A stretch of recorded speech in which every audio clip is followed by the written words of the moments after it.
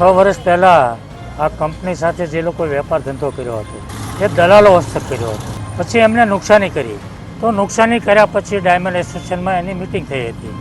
પંચ બોલાવવામાં આવ્યું હતું અને પંચની રૂબરૂમાં એની તમામ મિલકતો લઈ અને એનું ચૂકવણું કરવામાં આવ્યું હતું. ત્યારે 50% ચૂકવણું થયું હતું.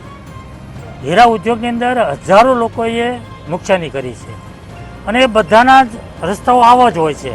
એની પાસે જે કંઈ હોય એ આપી દે, એનું ચૂકવણું થઈ જાય. 25%, 30%, 50%, 75% જે કંઈ ચૂકવણું થતું હોય એ આપી દે અને વાત ત્યાં પૂરી થતી હોય છે.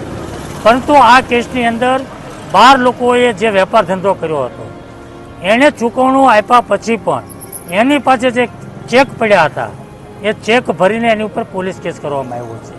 જો એણે પોલીસ કેસ કરવો જ હતો તો ચૂકવણું લેવાની જરૂર નહોતી.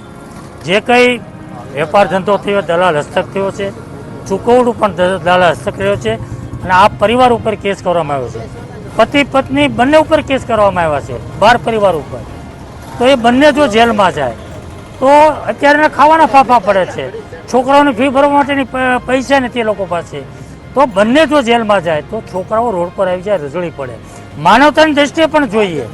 હીરા ધંધાની ચૂકવણીના જે કંઈ વાત છે એની તો છોડી દો, પણ માનવતાની દ્રષ્ટિએ પણ જોઈએ તો આ કેસમાં એને બાંધછોડ કરવી જોઈએ અને આ કેસ પરત ખેંચવા જોઈએ. આજે એ દુઃખી લોકો જે છે એ આત્મહત્યા કરવા કોશિશ કરે અથવા તો એ કંટાળીને એ મરવાનો પ્રયાસ કરે અને દુઃખી લોકો અહીંયા ઉપવાસ ઉપર બેઠા છે તો એના દુઃખમાં ભાગી થવા માટે એને મળવા માટે આજે અહીંયા આવ્યો છું.